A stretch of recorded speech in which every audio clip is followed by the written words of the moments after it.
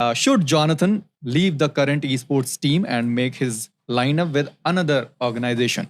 I mean, सबसे पहला जवाब है yes, yes, maybe, yeah, like no. पहले no की तरफ चलेंगे हम. यार वहाँ उन्होंने वो उनका रीजन तो मुझे समझ में आता है. ये no क्यों है? मैं actually change करूँगा because it's subjective. I don't know what's happening on the inside and हाँ. यार मुझे ऐसा लगता है कि भाई आज मतलब रेसिप्रोकेशन टू द फैक्ट कि भाई जॉनथन ने भी अपना बहुत समय गॉडलाइक को दिया है और मतलब वो उसकी विल में अगर है और वो चाहे तो जो वो बाहर रह के अपनी ऑर्ग बना के प्लेयर बेस लाएगा और फिर उसमें जो तकलीफें झेलेगा उससे अच्छा तो ऑलरेडी एक बनी हुई टीम है उसके पास.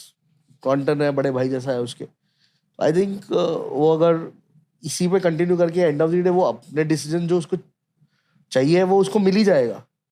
तो क्यों उसको अलग से जाना है और अलग से वो वाली बात है, उड़ता तीर लेने वाली बात है कि भाई क्यों करना है. आपने मेवी पे क्यों स्विच कर दिया?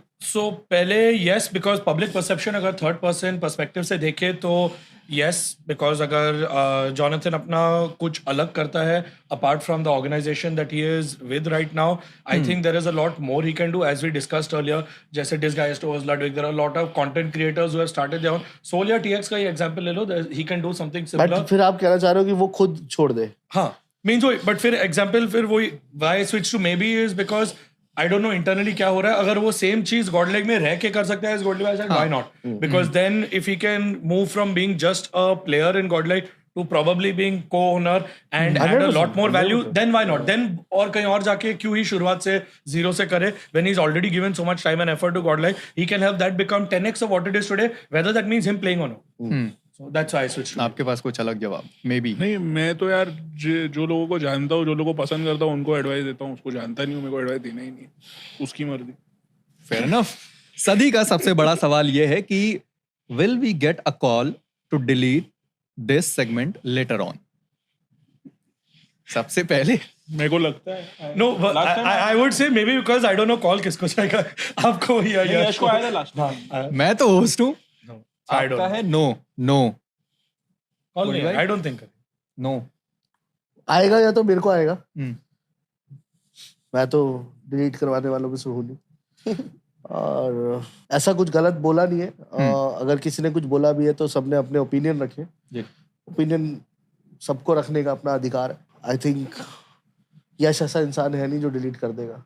आप इतने ज्यादा श्योर क्यों हैं कि कॉल आएगा ही आएगा? नहीं, मैं तो नो लिखा. अच्छा, आपने नो लिखा कि नहीं आएगा. कॉल आएगा भी तो भी उठाएंगे नहीं, तो कोई फर्क नहीं पड़ता.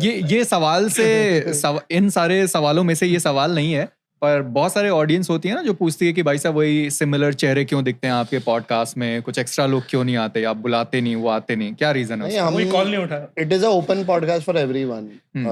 तो ऐसा नहीं है, और हमने बुलाया भी है पहले, बट अनफॉर्चुनेटली लोगों ने कॉल नहीं उठाया, मैसेज का रिप्लाई नहीं दिया, thinking they are too big to be here और too big to show their face. So I think it's better now they stay home and listen to what we have to say.